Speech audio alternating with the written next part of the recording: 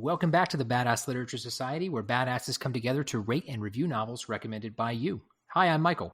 This is Barbara. And I'm Lauren. This month we read Midnight Library by Matt Haig. It was recommended to us on Facebook. We do want to issue a trigger warning with this episode. There are multiple mentions of suicide and suicidal ideation throughout the novel.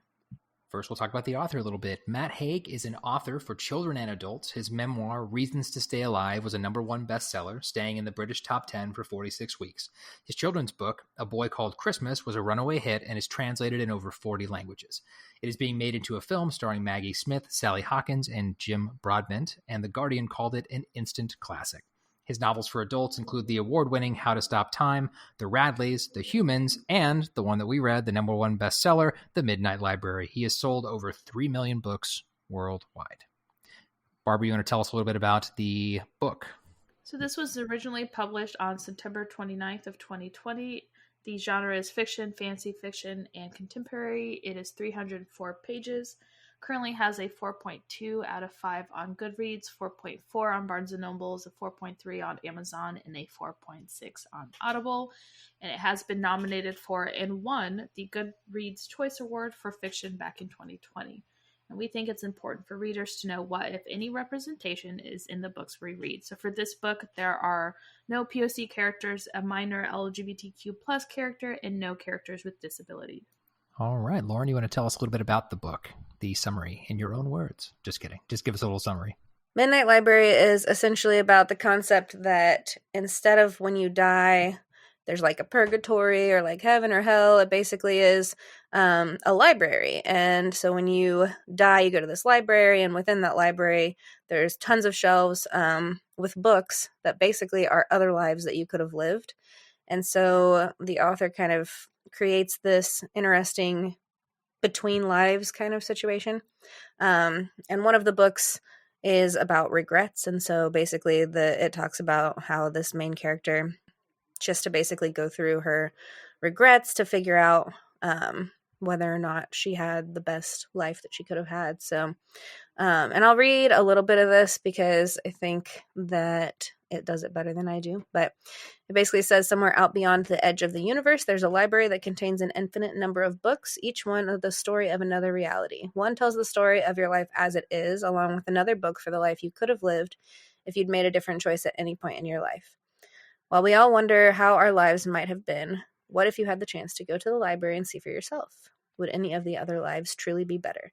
Nora Seed, which is our main character, finds herself faced with that decision, faced with the possibility of changing her life for a new one, following a different career, undoing old breakups, realizing her dreams of becoming a glaciologist, and she must search within herself as she travels through the Midnight Library to decide what is truly fulfilling in life and what makes it worth living in the first place.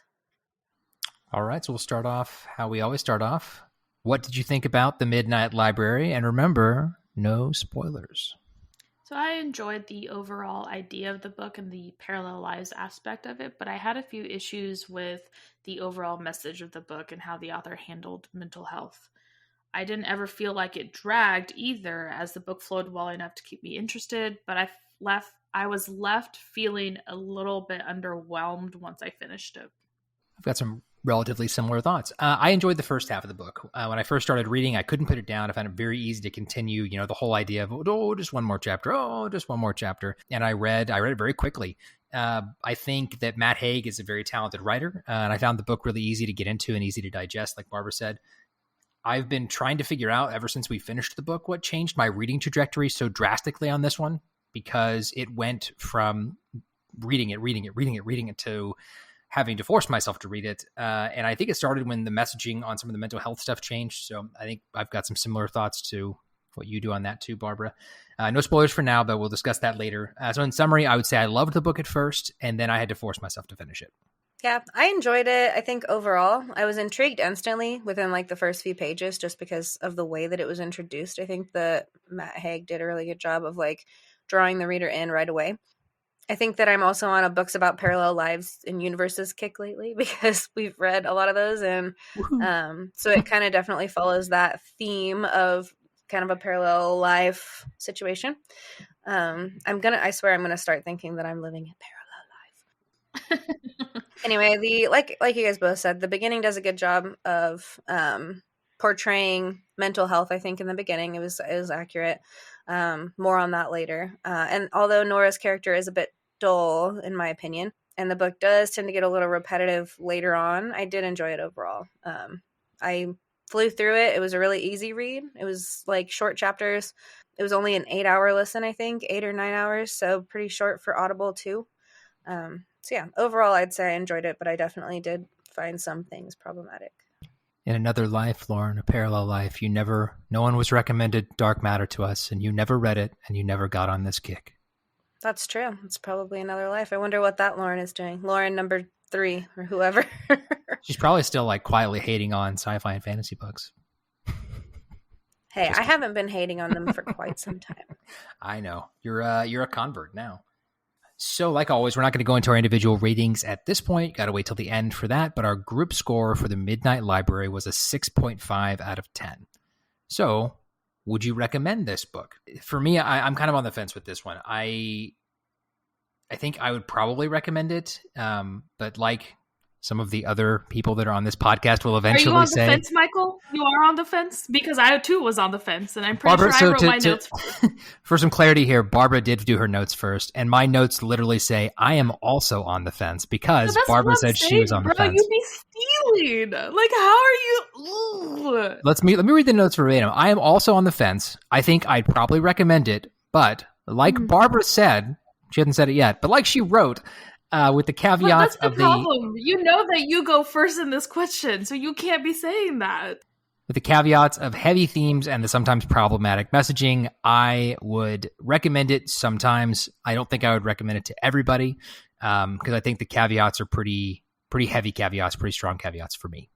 I said that, yeah, I would recommend it and I've recommended it to several people. I've just given them a heads up about the issues that I have with it.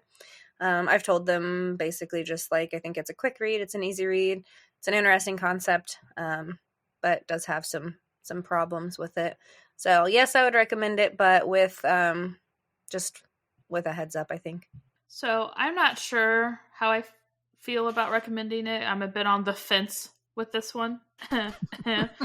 I can see the appeal the book has for a lot of people because it has gotten universal acclaim, I believe.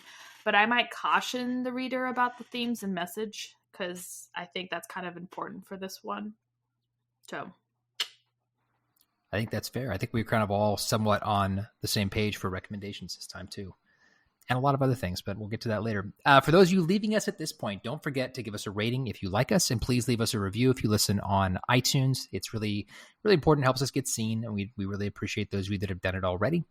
Make sure you're following us on Facebook and Instagram. In both places, our handle is @BadassLitPod. We would love to hear from you. If you've got a book you'd like us to read or just some feedback you'd like us to see, let us know. Send us a message. Send us a DM. Leave us a comment. Now, Lauren is going to give us a short preview of what's coming up next month. Next month, we are reading Defending Jacob by William Landay, which is recommended to us by Sandy on Facebook. Yes, thank you, Sandy. I've already started it, and I'm enjoying it so far, but that's for another episode. Award-winning author William Landay has written the consummate novel of an embattled family in crisis, a suspenseful, character-driven mystery that is also a spellbinding tale of guilt, betrayal, and the terrifying speed at which our lives can spin out of control. Andy Barber has been an assistant district attorney in his suburban Massachusetts county for more than 20 years. He's respected in his community, tenacious in the courtroom, and happy at home with his wife Lori and son Jacob. But when a shocking crime shatters their New England town, Andy is blindsided by what happens next. His 14-year-old son is charged with the murder of a fellow student. Dun dun dun. This one's right up my alley. This is right. It's right in my lane. It's right in my lane of murder, crime and murder. No, Barbara, that's your lane. Your lane is murder. Lauren likes murder too. I mean, not likes murder, but I like to read about it. In totally unrelated news, if I'm ever found dead and it's questionable, you should question the two people that I do a podcast with first. That would be say that every Lauren time we talk and about murder. Barbara. And if Michael ever goes missing, it's murder, Barbara and Lauren. Just saying, police officer listening to this after it happened. Just an FYI. Wow. Not worth it. I mean, I guess I'm mad about that. I don't really want to die. So, I was gonna say, you're offended by that? No. I would love to be worth the murder. Yeah, no, that's a valid point. Anyway, remember I the wish second my part of... girlfriend loved me enough to murder me. That sounds like a good angsty YA book I could write. Anyway, remember the second part of this episode. It's an in-depth look at the Midnight Library. So if you do want to read it, stop listening now. I should say pause your listening now. Don't stop listening. Just pause it and come back and listen to the rest later.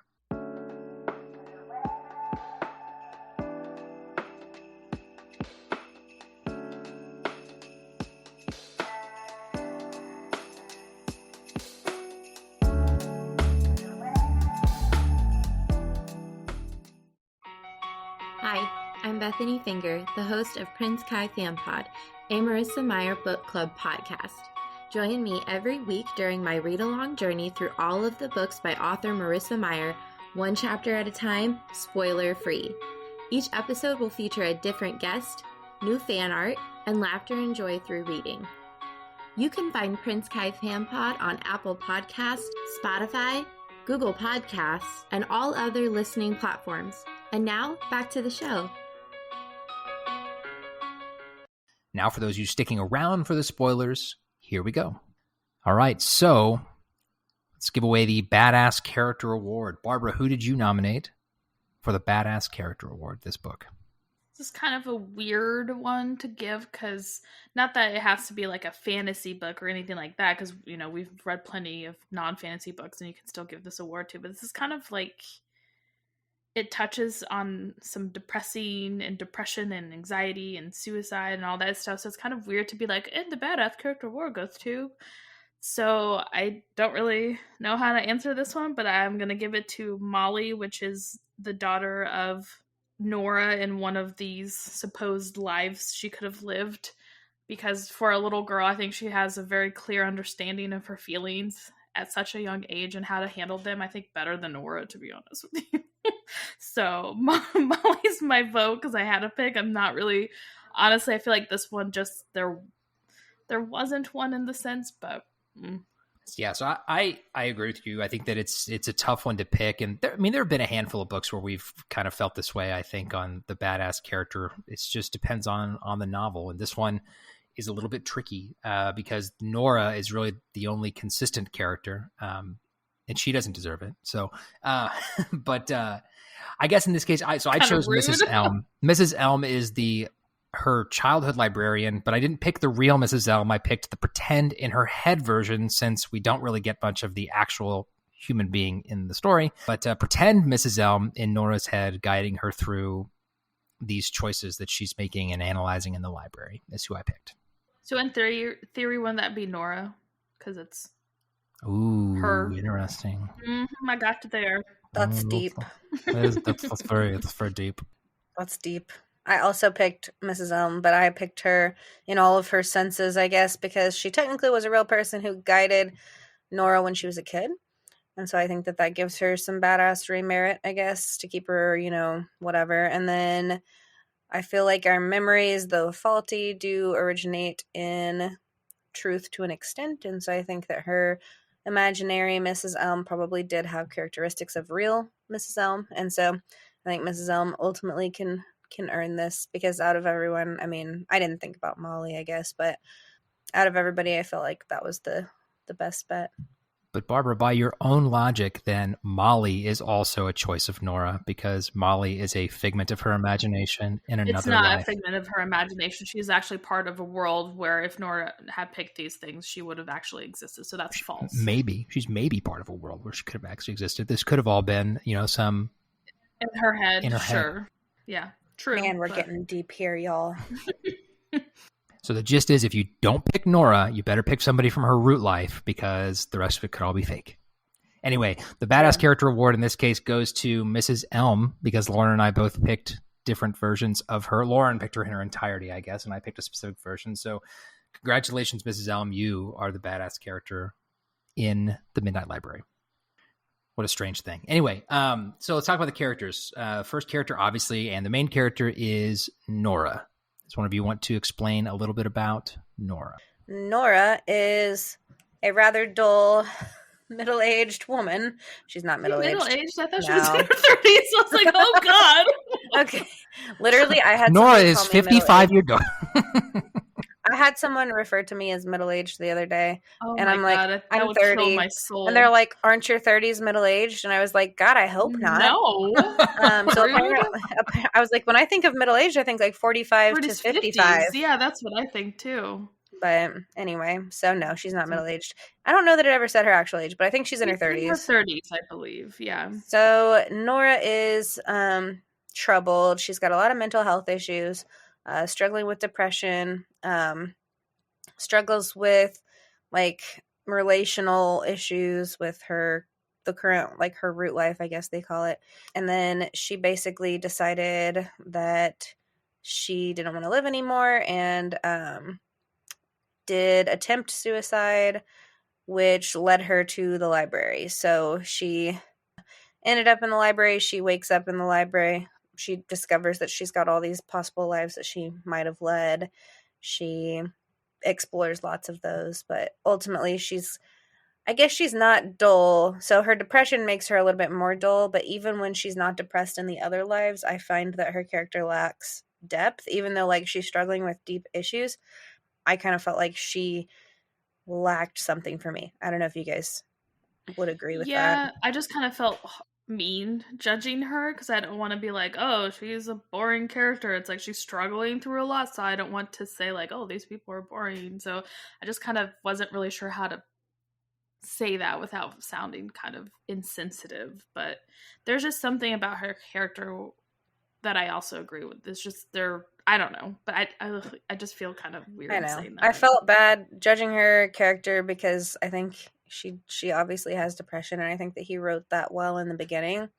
I just felt like even in the instances we got from her, because usually when you're writing mental health, like you would still provide like more of a character arc than we got for her, I guess. Yeah. Like this was more like repetitive, like try this life, try this life, try this life. And like we get some of her backstory, but like we don't really get a lot of depth of who she is other than just like all of these possibility. I don't know. It just something was lacking for me. And it's not because she was portrayed as depressed, because we've read things with that, and I personally have read things with that where like a character is intentionally portrayed as dull because they have mental health stuff. But even when she wasn't struggling in the other lives with depression and the mental health stuff, I felt like Bella Swan, we're looking at you. Yeah, kind of like that. Yeah, it was kind of like a... It could have been Just an kind of a intentional flat choice. character. Yeah. It could have been an It could have intentional been. choice by the No, author, because the what? book is from her Right. perspective, and she believes her life to be dull. So Right. That's what I'm true. saying. Like, that's why, it's just kind of hard to... Well, I'm an asshole then. So moving on from Nora, the only other really consistent character in the book is Mrs. Elm, who we've talked about a little bit already. But Mrs. Elm was, in Nora's root life, her elementary school librarian, I believe, right? Wasn't it elementary school? And Yes. and so that is who she really was. But in the Midnight Library, in the course of the book, when she gets there, she's also the librarian in this pseudo world where the library is all of Nora's potential lives, and Mrs. Elm is kind of her, for lack of a better term, like her sensei through this. Like she's walking her through it. She's her Yoda to the Luke Skywalker. She's kind of the person who's there to kind of guide the story along and help Nora make the different choices about what life she's going to choose next, while also attempting to impart cryptic life lessons to her as she goes as well, without them being direct. I liked Mrs. Elm as a character. I thought that the Mrs. Elm in the library was interesting, but that is who Mrs. Elm is. The next character we'll talk about is Joe. Yeah, I was just going to kind of harken back to Mrs. Elm. Oh, sorry, if you yeah. guys watched Dollface on Hulu, I kind of pictured the cat character as Mrs. Elm for this. That's what which is funny because like I saw her molded into the cat character, so at times I was like, ooh, wait a second, Barbara, stop thinking of this as a cat person because it's literally not a cat. But that's kind of what my mind... I pictured her as like did. a McGonagall type. I can see that, yeah. Which also, it could be a cat. Right. That's kind of funny. That's a really good comparison, though, to the Dollface character. Yeah. That's kind of R.I.P. Dollface. Anyways, I haven't seen that, so even though it got canceled, I still would recommend watching the 2 seasons because it's freaking hilarious. It's really good. But once again, R.I.P. It's a really good show. Anyways, Joe is Nora's brother in her root life, and we're calling it root life. Well, if you read the book, you know it. If you haven't read the book and you're listening to it, that's your fault. But we don't really get too much of him in her root life. We just know that he is the brother and that they have a very strained relationship, and at this point they're not even talking to each other.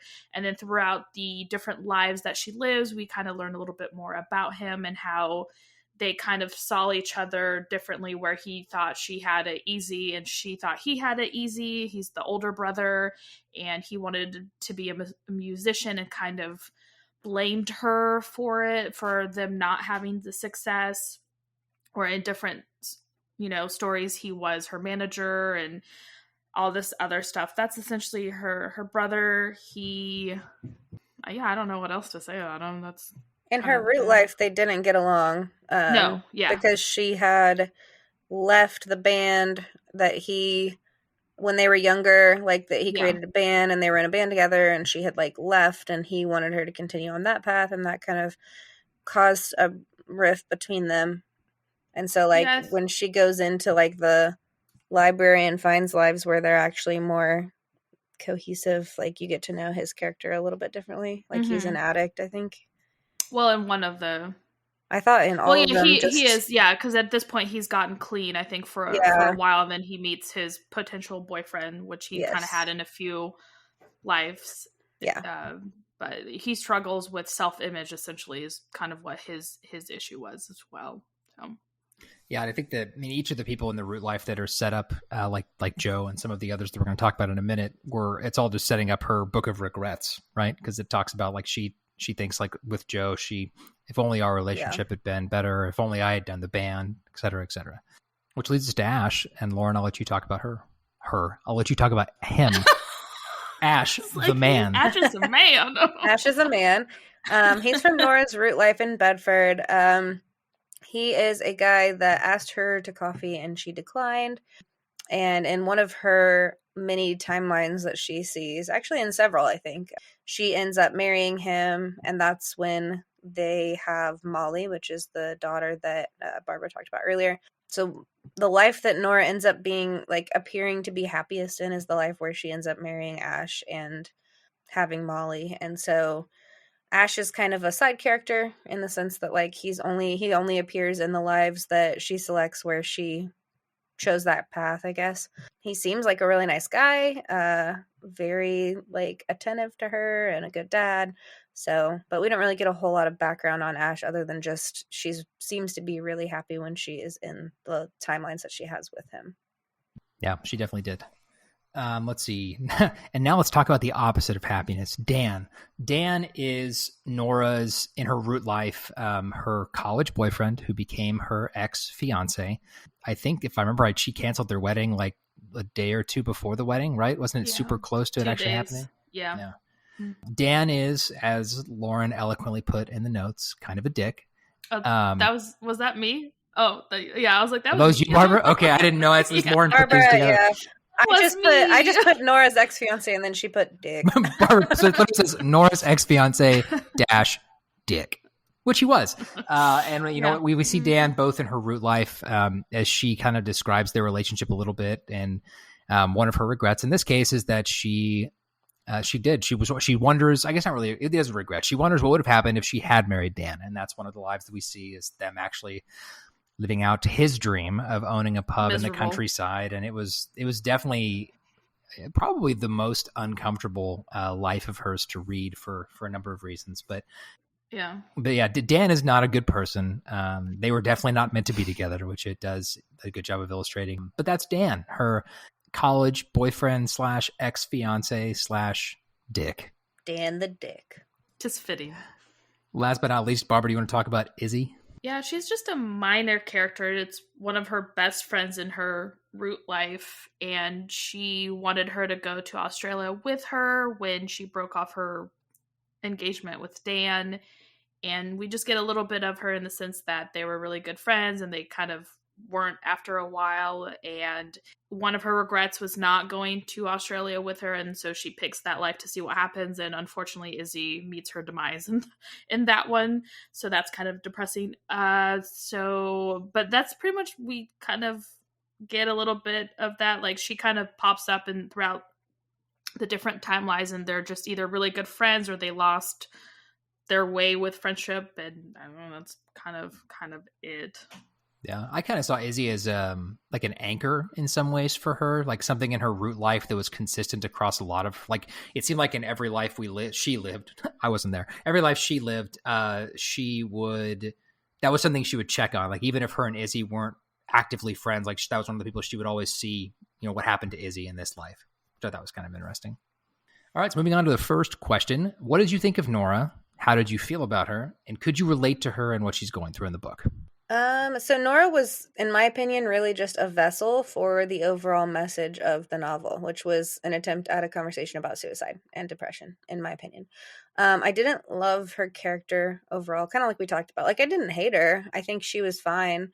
She just was not, there wasn't as much depth to her character as I would have liked. I felt like she was a bit dull, kind of negative, which also I know was the premise. She was depressed. And since we, like you guys kind of pointed out, I'm probably an asshole for hating on Nora, but whatever.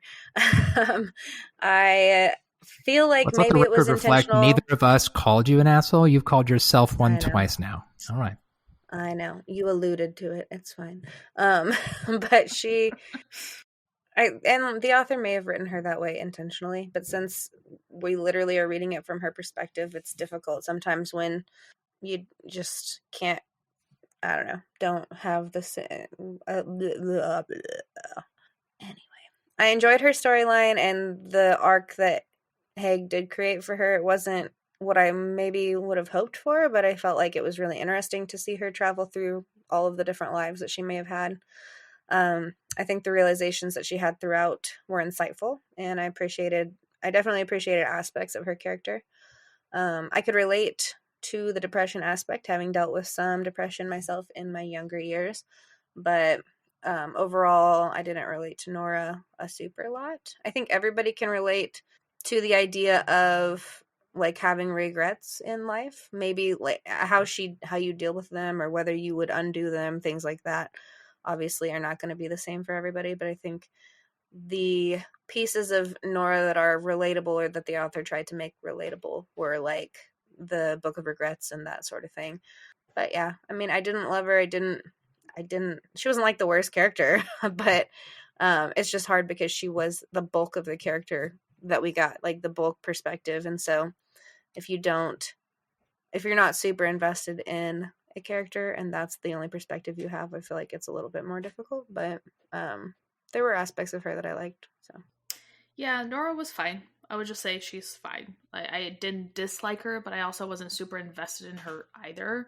At times she was a bit unlikable for me, which is fine, but since she's really the only character that we follow, I found myself liking the side characters more, even though they weren't consistent or always there or present.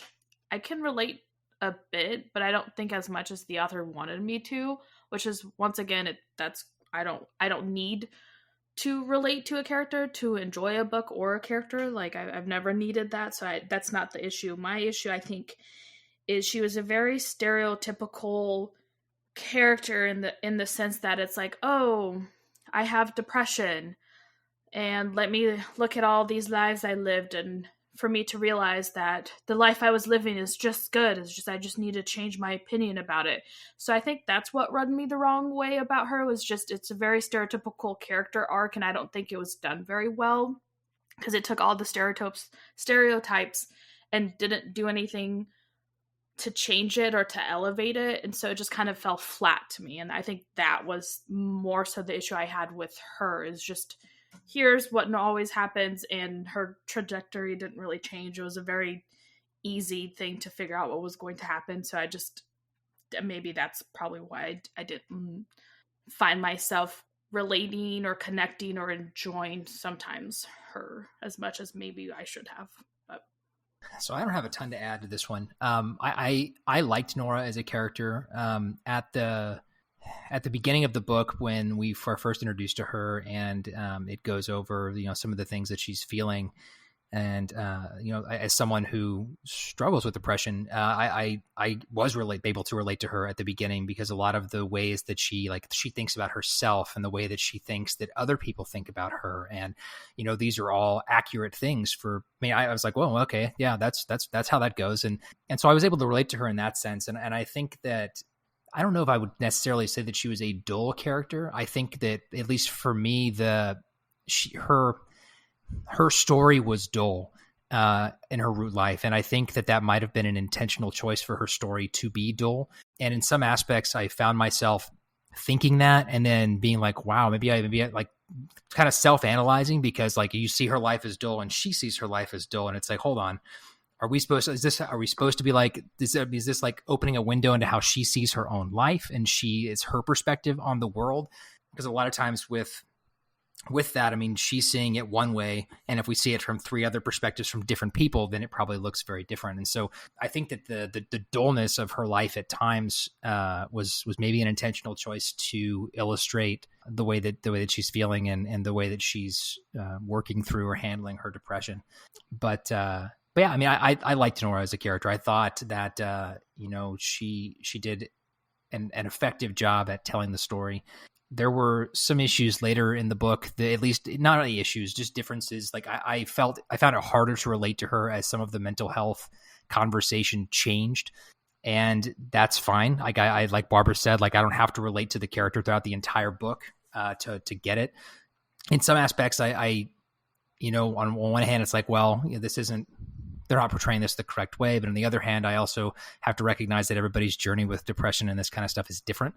And, the learning about the author and the author struggle with this as well. Everybody's perspective is different. I think if I sat down and wrote a story and I was telling a story about depression from my experiences with depression, it would probably be different than someone else's experiences, at least in the more specific ways. And so I kind of had to, when I got to the point where I was forcing myself to finish the book, I had to think of Nora in that way, because that was the only way I was going to get through it, is, thinking about it in that sense. But long-winded answer, yes, I did like Nora. I thought she was an effective main character for the story. Moving on from there, why was Mrs. Elm the librarian at the Midnight Library? What was her relationship with Nora, and why was she significant? So I think we kind of said, why she's the librarian. I think for Nora, Mrs. Elm represented someone who, during a very pivotal moment in her life, which is the death of her father in her core life, or I guess it's not core life, her root life, was there for her in a very simple way. It was just that she saw the potential in Nora, but never pushed her to follow those aspirations like everyone else in her life did. She was a very neutral character who's like, look at all these possibilities and all these things you can do, go out and try them, go out and choose them and see what happens. And I think that's why she is the person who is there for her at the Midnight Library, and why Nora's conscious picked her out of everybody else in her life, and why she's so significant to her.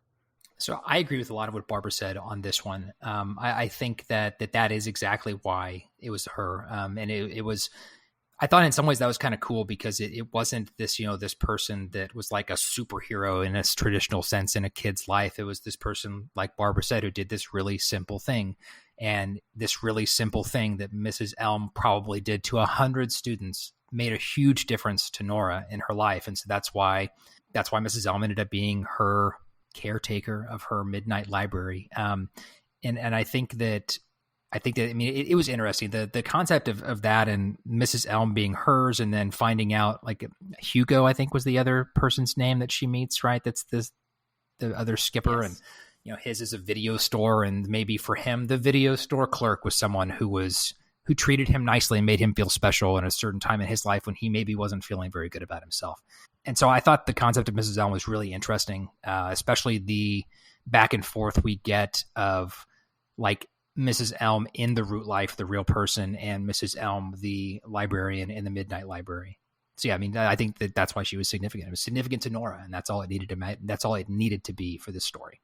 When you said skipper, all I could think about was like boats. I know that's not the right term. Like someone else who's.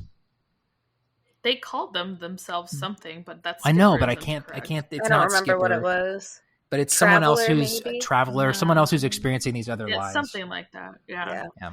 So I thought that Mrs. Elm, kind of like you guys said too, represents someone who's kind, loving, and has always challenged Nora to reach her potential, both like in her real world back when she was a kid, and then again in the library. She was significant to Nora for that reason. She was someone who was kind of just unconditionally kind to her, regardless of her position in life. So whether she was successful or not, but she also challenged her with tough love, and I felt like she always had her best interests at heart. Or at least from Nora's perspective, she seemed to always have her best interest at heart, and was hard on her, but in a tough love kind of way. And so, I mean, like you said, Michael, I think that she was significant to Nora, and that was really the point of her position, or why she was the librarian, I think. Yeah, she was a really interesting character. Let's see. Next question. Nora's alternate lives included her marrying her ex-fiance, Dan, being a glaciologist, and winning the Olympics. Which of Nora's other lives did you enjoy reading the most, and why? And so I enjoyed probably reading her life where she was married to Ash, which is the character that asked her out once in her root life, but she was with Dan and told him no. And so the regret was what would have happened if I went on this date. And it was the time, I think, the only life where like she genuinely seemed happiest. And I think that's why it was the most enjoyable life to read. I also really enjoyed, the fact that, she had a daughter, and seeing the interactions that she had with her, and the way that, the way that unfolded, and the difference it made to Nora. It also made it the most heartbreaking to see her fall out of, because at the end of these lives, whenever she gets to a point where she has a complaint or no longer wants to be in this life, then that's when she would fall back into the library, and the Nora from that timeline takes back over, or whatever. And that happened a lot in this book, because she lived a bunch of different lives. And in that life, it was the most heartbreaking, because it seemed like she really didn't want to go. And it was kind of, I don't know, it was very interesting. But so that was the most entertaining and most enjoyable life to read, in my opinion. Yeah. My favorite to read was where she accepts the coffee date with Ash and ends up marrying him. I really enjoyed seeing her relationship unfold with Molly, even though at first she was like, I don't even know if I want kids. Like, I never thought I wanted, a family or whatever. And then she sees that life where she has one, and that's the one where she seems like she's most happy, most genuinely happy. And I did enjoy reading upbeat, happy Nora. It was a welcome change for me from negative Nora. Is what I put on here.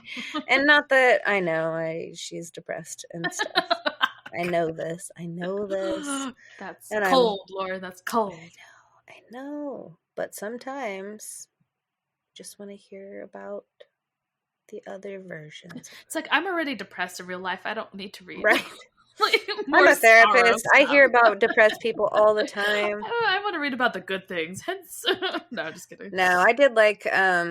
I thought it was interesting to see her kind of go from this isn't what I've ever wanted to like, oh, I actually can't picture life without this little person. And so being a mom and like obviously experiencing life prior to having kids versus after, it's like, yeah, they change you. So that was my fave life. So I think we're all in accordance here. Like my favorite was also the one where she was married to Ash and had a daughter, but not to say it's because of that. It was just nice to actually see her enjoying living, as opposed to just going through the motions, which I feel like she was doing in her current life. Yes, that was a better way of saying what I said. Yeah. So that's me trying to be delicate. But, and, I enjoyed the other ones, but clearly she didn't. And so it's kind of hard to be like, well, I really enjoyed her as a pop star, but then her brother isn't around. So that's kind of like you feel for her. So this one is the only one where she truly, like I said, feels like she's enjoying living life versus just being there. So I think that's what makes me really like this one, and not just because she's with Ash and with the daughter. I just want to preface that so people don't think like, Yeah, oh, that's true. having children, because not everyone wants children, not everyone's made to have children, and I completely understand that aspect. So Yeah, I think it was just good to see her not with an asshole. Like, even if they that didn't too. have Molly, like, even if she didn't have a kid in that life, I feel like her ending up with Ash and the way that he treats her and the way that, like, she seems like she feels around him was just, like, so much better than all of the times that she ended up with Dan. With other people, or with Dan. Yeah, he was the most suitable for her in that aspect. And then, like, everything, like, her relationship with her brother was really good. Her relationship with a partner was great. And just it seemed like she had friends and was happy. So that was really nice to see for her. Because at the end of the day, I'm still rooting for her. I want her to have whatever happy life that is that she thinks she deserves. So it would be nice. It was nice to see that for her. Agreed. Moving on from there, which was the most interesting alternate reality in the book, in your opinion? Interesting. I don't know if that's the right word. Like, obviously, I liked what we just talked about. I liked the Ash and Molly life best. So, I mean, that was interesting. But I would probably choose the one where she ends up being an Olympian. And I don't know if I like interesting or if, like, it wasn't the worst life. Like, it wasn't, like, the one that I was like, oh, man, that was rough. But it just didn't. Dan, It didn't. Dan was, yeah. I didn't feel like it fit her personality at all. And I don't know. I mean, obviously there are aspects of her where, like, she wanted to end up an Olympian because it was in her library and one of the options that she, her choices led her to. But I just felt like reading it just seemed like it was reading about a totally different person. Like, it didn't feel like it, like, I don't know. And that was interesting to me, like, that she making that choice could just be like a totally different. So mine was the rock star one, which I found super interesting. And it's funny because I kept waiting for her to pick that one because I figured that was going to be like one of the dumb moments for her to be like, this is the one I want, because she always talked about music. So I was just like, I kept being like, okay, so which one is when we're going to get to see the rock star? When are we going to see how that turned out for her, And then it was also then that I think she realized like how much her brother actually meant to her, because that's the first of her lives that she lost him to. I don't know if it was drugs or alcohol. It was just alcohol. Like she lost him to his, I don't know how to say it, but addiction. Yes, addiction. So I don't even know if that's right to say it that way. So I apologize if it's not. And I think that's when she finally realized, like, hey, like she was devastated. She was devastated, and she was like, I need to make our relationship work out and all that. So, but it was really interesting to see that she was an amazing writer and all the success that she had. Unfortunately, it's one of those like she was in a group, but no one else seemed to be very happy for her because she was, the one getting all the recognition. So that kind of sucked. But I thought that one was an interesting one just to see. So before I say my interesting one, I think it's interesting that we all have picked different lives that we thought was the most interesting. Because mine is when she was a glaciologist. I thought that was really interesting, and that was the one that I was excited about when you find out that she was studying all this stuff. And Mrs. Elm at one point was like, "Hey, you should be a glaciologist," and like I was like, "Huh, that will be a very interesting one to read." And it was. Yes, I really enjoyed that one.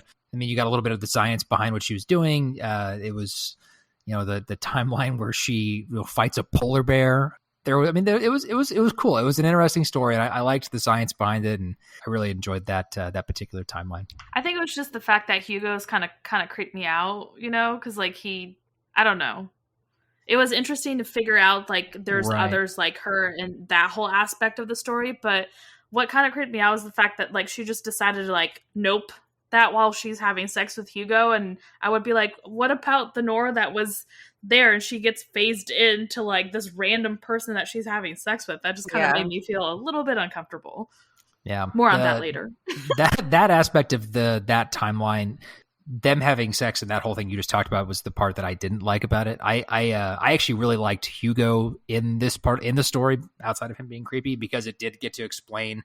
That was our first introduction to this isn't just Nora, right? There's Hugo, there's others, and he talks about it. He's met, I don't think it was hundreds, but it was like 30 or 40 other people throughout his time exploring lives, and it was so that opening up that aspect Hugo, of that he's been there so long. I feel like he was wanted that, though. I don't think Maybe, he's one of those people who just wants to explore different aspects.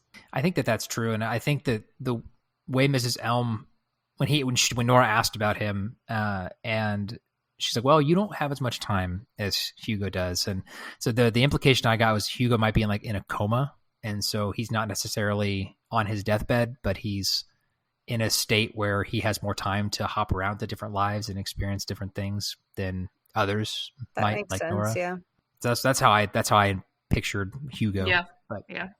moving on from there, one of the major themes in this novel is regret. Do you think that regret hangs around with you forever, as Matt Haig alludes to in the book, or do you think that we can get over our regrets? So I think this is one of the instances where I don't agree with the author. Sure, from time to time, I think some regrets might creep back in, but overall, I think the way he made it seem like we carry this baggage around with us, I don't agree with that part of it.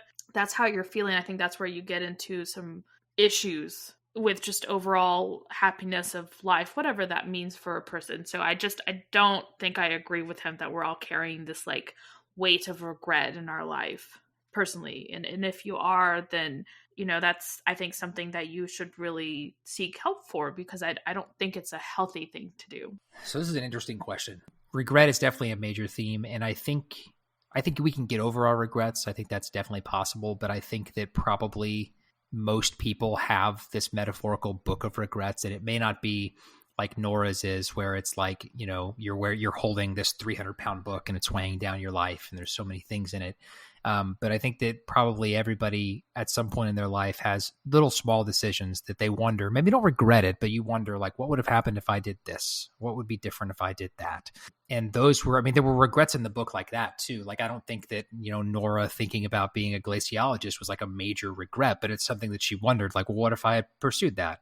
What if I had done this? And I think that everybody if they're in their own midnight library, probably has a book of hypotheticals that they've thought about. And so in that case, I think that that's there. But I think that in general, like Barbara said, like I think that we can get over the regrets. And if it's a deep enough regret, like what Barbara was talking about, that you feel like you can't, then I think that is something that, that would be very helpful to work through in therapy. But that's just my 2 cents on the theme. I thought that the author did a pretty good job writing about regret. I don't think that regrets in general hang around forever. In my field of work, I work with a lot of people that struggle with this area, just in general. Do some regrets pop up later in life repeatedly? Of course. So, like, you may have a regret of something that you did as a teenager or something that really affected your life, and like you move past it, and then something later in life reminds you of that, so you feel that again, and it pops up randomly. So it's not like you're carrying it around all the time, but it's also not like it's totally gone either. And I think both of those things are normal. I wouldn't go so far as to say that all regrets stick around forever by any means. And if you, like you both had said, like if there are regrets or things that are traveling with you day to day and weighing down your day-to-day life, then that's definitely something that would be beneficial to seek help for, which is where I think the book did a horrible job of not, like, it was just a huge missed opportunity as far as approach about mental health and even regrets and how that plays into mental health for people. I felt like, and maybe that's a question later, I honestly can't remember, but yeah, I just feel like it needs to be said that if you struggle to the extent that regrets and things like that are weighing down your daily life, then professional help is probably going to be beneficial. It's not something that you can just try hard enough and get over for a lot of people, especially if it's clinical depression. So, okay, moving on from there, what would you do if you ended up at the Midnight Library, and how would you handle it? And of course, I get to go first in this massive metaphorical question. So it's interesting to think about, because what would you do in the Midnight Library? So if you're in the Midnight Library, you have to think about the rules of the Midnight Library. And the rule of the Midnight Library was if you're in the Midnight Library, or whatever yours looks like, a video store, the beach, I don't know what your Midnight Library would be, but if you're there, the implication was that you can't just stand there. So like if you're on your deathbed and you're dying, or maybe you're in a coma, or you're being resuscitated or attempted to be resuscitated at the hospital or something, and you're there, Mrs. Elm made it very clear that you can't just stand there and do nothing. So with that rule in place, I think that I think that you'd have to start exploring other avenues. I think that I think it would be something that would potentially be interesting in the same way that, you know, you talk about like if there is an afterlife and you can get the answers to all these questions, and you'd ask like, you know, who killed Kennedy, and did this thing really happen? What happened? What's the truth about this? And I think in that sense, it would satisfy some curiosity to see what these other paths might have ended up like.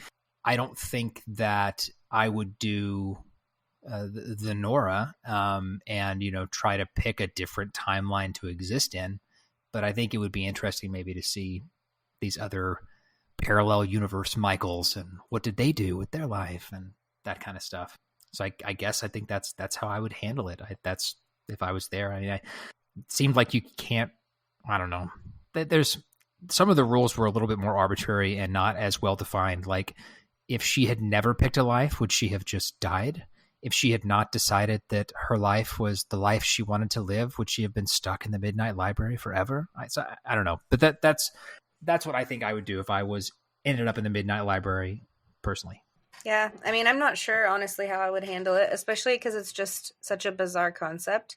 Like, are you only there if you attempt suicide, or is it anytime you die while you're also feeling unfulfilled in your life? Like, if you die and you're, like, having, you know, second thoughts or regrets or whatever, does everyone go there who dies, or, like, no matter what their circumstances? Like, there wasn't clarity on, like, who goes to the Midnight Library, is it like, and how you get there, because like they don't even really say if you go, like Michael, you said like he could be in a coma, like was his a suicide attempt, was his a car accident, like does everybody go there? It's just, so I guess if everybody goes there no matter the circumstance, I would find it intriguing, kind of like, you know, the curiosity of seeing the different paths that you could have taken. But as I mentioned when we read Blake Crouch's books with parallel universe scenarios, I think it's dangerous playing with those realities. It's dangerous for multiple reasons when it comes to mental health and life satisfaction. I don't believe it's healthy to constantly explore what if scenarios. I often, you know, encourage people not to do that necessarily, just because it could be kind of a dark hole, especially when you're looking at your entire life. Like if you've got a book of regrets from the time that you were born, and you're like digging through all of the different situations that you could have been in, you know, would it be interesting to see what life might have looked like if I went to a different college or moved out of, you know, Kansas and lived somewhere else for a while? Sure. But is that going to then impact my current life satisfaction or cause me to leave the world feeling like I missed out on an awesome opportunity? Then that's not healthy or worth it to me, in my opinion. So I think it all just kind of depends on the circumstances that brought me to the Midnight Library, and then like, am I going back to my root life? Am I forced to choose a different life? Like, what is my decisions that I'm making when I'm taking over these other versions of myself? What impact is that having on my mental health? And I don't know. So I think, to me, I honestly don't know what I would do. Yeah, so I think it's an interesting concept, and one I wish the author had focused more on, because I was very curious about it. Like, obviously, it manifests differently for each individual, as we learned, but what's the condition that it appears for them? Like, is it just, like Lauren said, a life and death scenario only, or if it's a different way of getting there? And also, another issue I had with this was what happened to the other you that you took over? Did they just hang back while you trampled around in their body? Like, what happens to them if you decide to permanently stay? So like what I mentioned before, like Nora also slipped away into like some inopportune moments, leaving the poor like OG Nora to kind of deal with that timeline and deal with the crap that she did. So that kind of made me feel a little uncomfortable, and that the author didn't really explore any of that. It was a very generic, there are others of you. The rules that we got were, like Michael said, you can't stay there, you can't pick the same timeline once you come back from it, that book like burns away, or you can't choose that one, you have to choose like a minute detailed one that's a little bit different to go back to that one. You can't go back, technically you couldn't have gone back to your OG or your root timeline. Just, it seems a bit cruel with everything else, and he didn't really explore it as much as I wanted it to. And honestly, like I've mentioned before, I think I'd go ham, just because I think it would be interesting. I'd enjoy seeing different realities, but only as long as I got to go back to my original timeline. And obviously that's not the case for this one, so I would want to do this one. But it would just kind of be fun to see what different Barbaras could have done. And I don't think I have an issue with that and being like, oh, this would have been so much cooler. Like, it's just kind of nice to think about, but I don't think it's healthy in the long run and all that jazz. That way, I think we've already talked about this in other previous podcasts. We definitely have, as Lauren pointed out, like we've been on a kick of parallel universe and what ifs lately, ever since we read Dark Matter. Moving on from there, Mrs. Elm gives Nora the chance to undo her regrets. If you could undo your regrets, would you? This is also one I feel like we've covered in previous podcasts in different ways, but this is a tricky question. Obviously, there are some scenarios which I would love the ability to undo. However, when I look back at those scenarios, they led to other scenarios that ultimately like molded me into the person that I am. So if I undid a regret from like when I was a teenager, like would that be nice? Like, oh, like that'd be nice if that never happened. But then that would have a ripple effect on my entire future and who I became. People that I met, people that I helped with, things over the years. So who knows what that would even look like. I like in theory it would be nice to undo some stuff, but in actuality I don't feel like I would. Yeah, nope. I would not, because everything I've done and everything that's happened to me has led me to where I am, and I'm very happy with that. So I mean, sure, have I had a lot of, foot in mouth moments that I could still cringe about sometimes, when you're laying in bed and you're like, remember that one time when you did this? And you're like, oh gosh, why, brain? Why? I'm just trying to sleep. Why would you do this to me? So yeah, obviously I have those, but, hey, that's showbiz, baby. And that's just how life works. Oh man, this is an interesting question. And I think I thought about it a little bit differently, because I don't think that Mrs. Elm really gave Nora the chance to undo her regrets. I think that, this is just my opinion of how the book, I think all of it happened in Nora's head.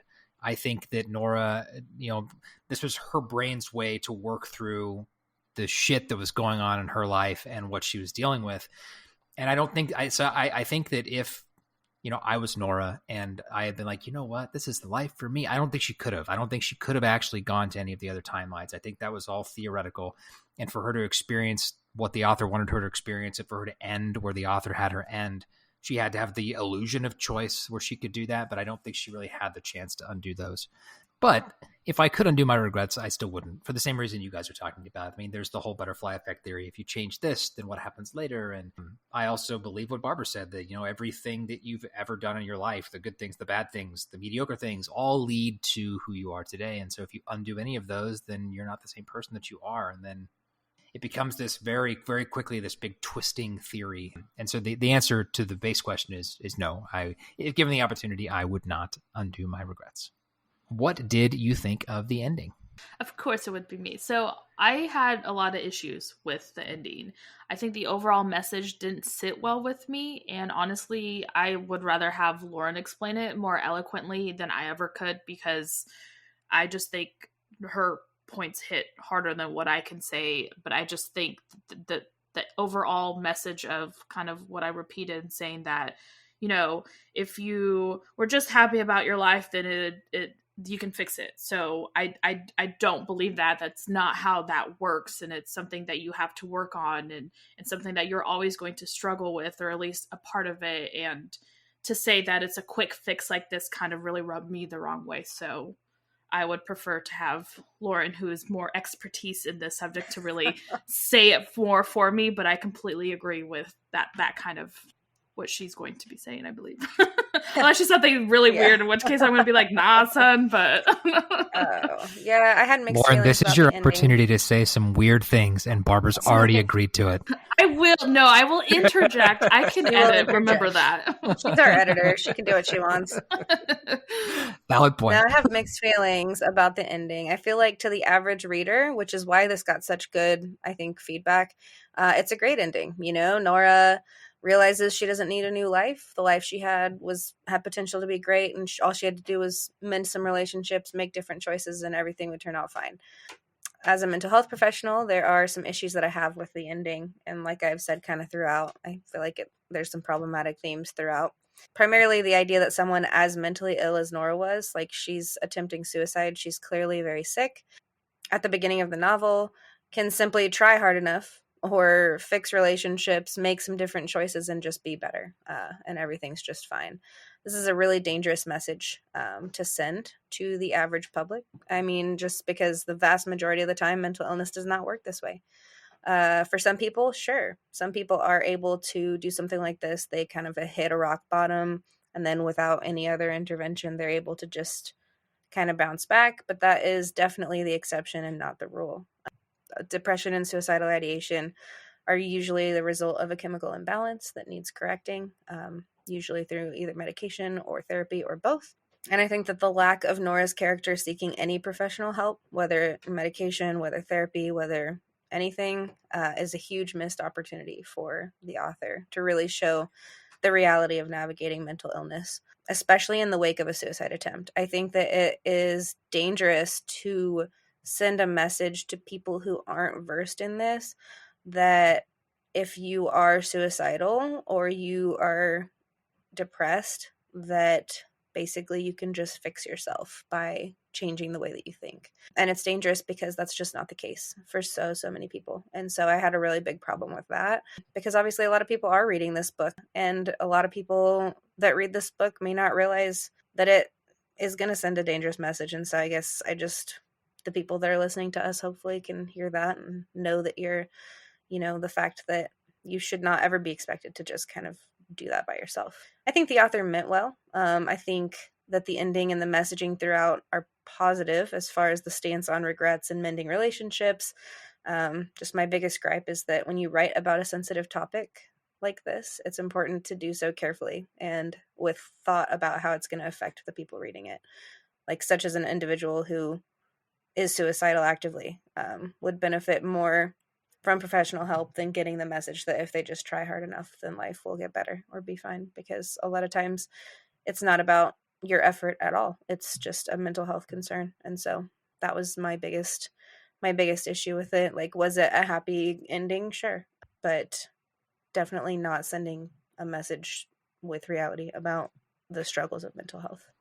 I don't have a lot to add. I also think that Lauren, being our expert of this particular topic, knocked it out of the park on this answer, and I agree with what she said.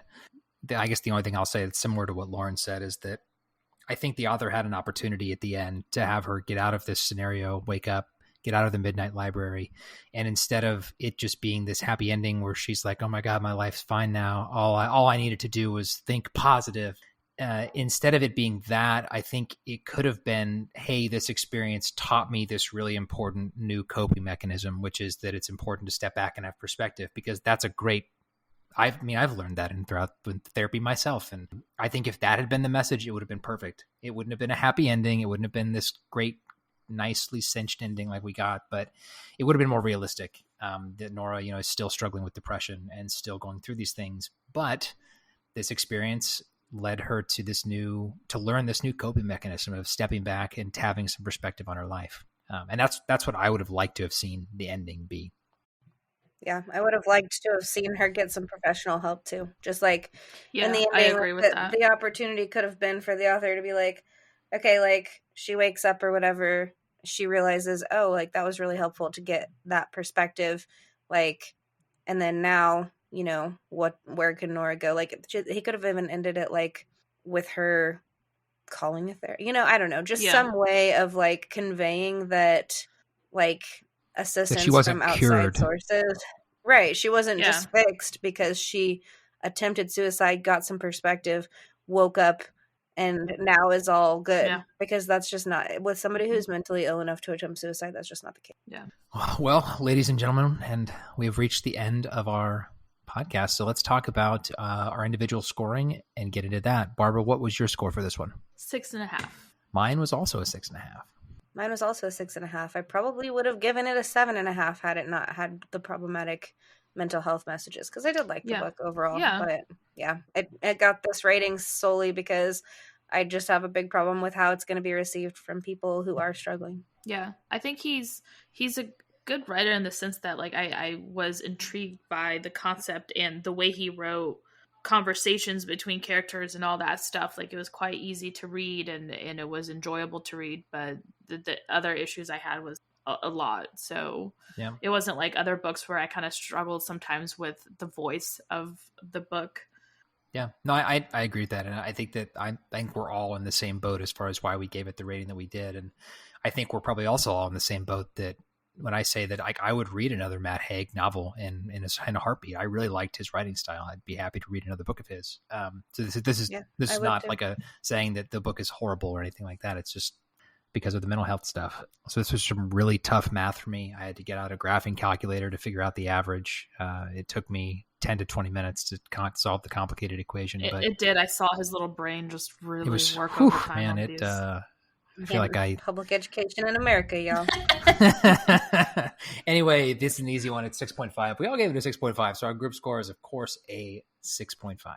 So in closing, make sure you're following Badass Literature for free in your favorite podcast app. Give us a rating and leave us a review if they allow you to. The reviews are super important. We really appreciate those of you who have gone on there and given us a review. It means a lot.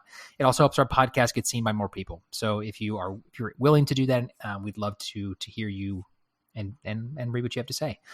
Also, don't forget to be following us on social media. Our username in both Instagram and Facebook is @BadassLitPod.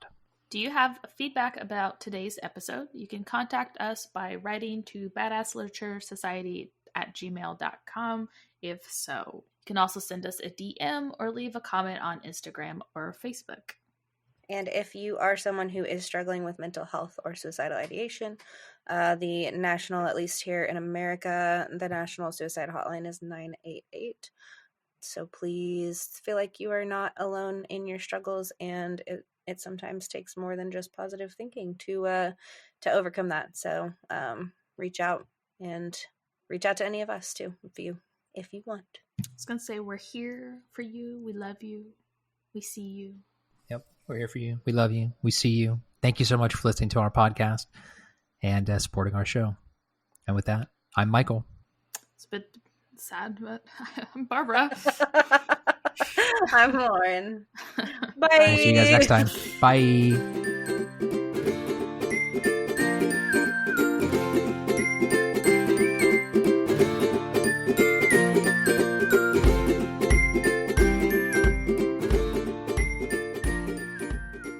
It's a bit sad. I'm just gonna. Sorry, I felt like I needed to put a resource in there. No, that's good.